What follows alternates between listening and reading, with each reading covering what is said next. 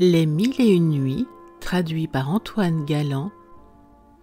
Nuit 222. Le capitaine, dit Sinbad, après m'avoir fort attentivement considéré, me reconnut enfin. « Dieu soit loué !» s'écria-t-il en m'embrassant. « Je suis ravi que la fortune ait réparé ma faute. Voilà vos marchandises, que j'ai toujours pris soin de conserver et de faire valoir dans tous les ports où j'ai abordé. Je vous les rends avec le profit que j'en ai tiré. » Je les pris en témoignant au capitaine toute la reconnaissance que je lui devais. De l'île de Salaha, nous allâmes à une autre où je me fournis de clous de girofle, de cannelle et d'autres épiceries. Quand nous nous en fûmes éloignés, nous vîmes une tortue qui avait 20 coudées en longueur et en largeur. Nous remarquâmes aussi un poisson qui tenait de la vache. Il avait du lait, et sa peau est d'une si grande dureté qu'on en fait ordinairement des boucliers. J'en vis un autre qui avait la figure et la couleur d'un chameau. Enfin, après une longue navigation, j'arrivai à Balsora, et de là, je revins en cette ville de Bagdad avec tant de richesses que j'en ignorais la quantité.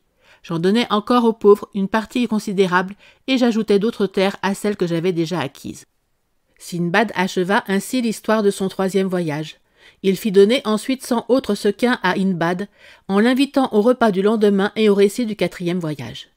Hindbad et la compagnie se retirèrent, et le jour suivant, comme ils étaient revenus, Sinbad prit la parole sur la fin du dîner et continua ses aventures. 4e voyage de Sinbad le marin. Les plaisirs, dit-il, et les divertissements que je pris après mon 3e voyage n'eurent pas des charmes assez puissants pour me déterminer à ne pas voyager davantage. Je me laissais encore entraîner à la passion de trafiquer et de voir des choses nouvelles. Je mis donc ordre à mes affaires, ayant fait un fonds de marchandises de débit dans les lieux où j'avais dessein d'aller, je partis.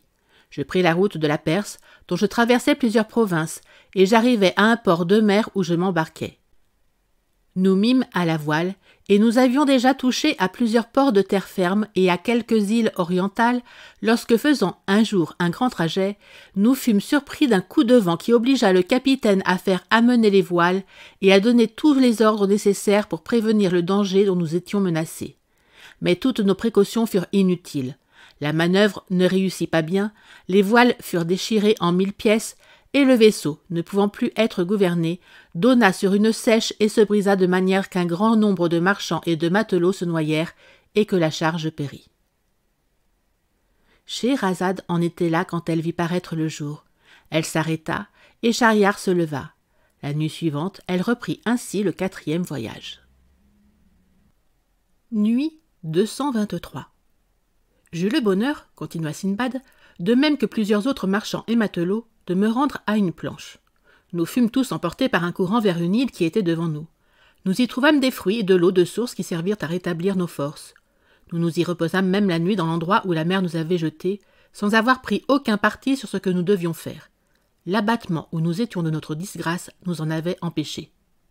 Le jour suivant, d'abord que le soleil fut levé, nous nous éloignâmes du rivage, et nous avançant dans l'île, nous y aperçûmes des habitations où nous nous rendîmes. À notre arrivée, des Noirs vinrent à nous en très grand nombre. Ils nous environnèrent, se saisirent de nos personnes, en firent une espèce de partage et nous conduisirent ensuite dans leur maison. Nous fûmes menés, 5 de mes camarades et moi, dans un même lieu. D'abord, on nous fit asseoir et l'on nous servit d'une certaine herbe, en nous invitant par signe à en manger. Mes camarades, sans faire réflexion que ceux qui la servaient n'en mangeaient pas, ne consultèrent que leur faim qui les pressait et se jetèrent dessus ces mets avec avidité. Pour moi, par un pressentiment de quelque supercherie, je ne voulus pas seulement en goûter, et je m'en trouvais bien, car peu de temps après, je m'aperçus que l'esprit avait tourné à mes compagnons, et qu'en me parlant, ils ne savaient ce qu'ils disaient. On nous servit ensuite du riz préparé avec de l'huile de coco, et mes camarades, qui n'avaient plus de raison, en mangèrent extraordinairement. J'en mangeais aussi, mais fort peu.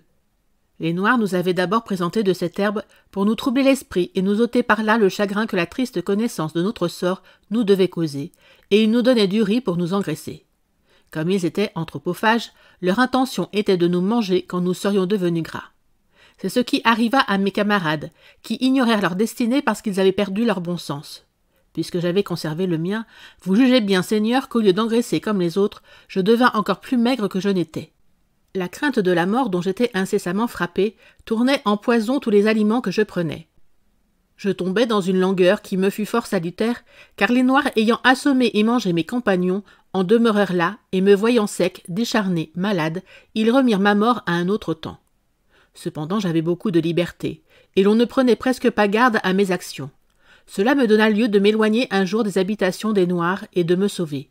Un vieillard qui m'aperçut et qui se douta de mon dessein me cria de toute sa force de revenir.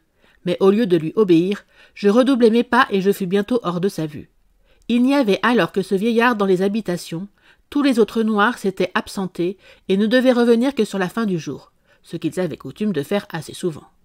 C'est pourquoi, étant assuré qu'il ne serait plus à temps de courir après moi lorsqu'ils apprendraient ma fuite, je marchai jusqu'à la nuit, que je m'arrêtai pour prendre un peu de repos et manger de quelques vivres dont j'avais fait provision.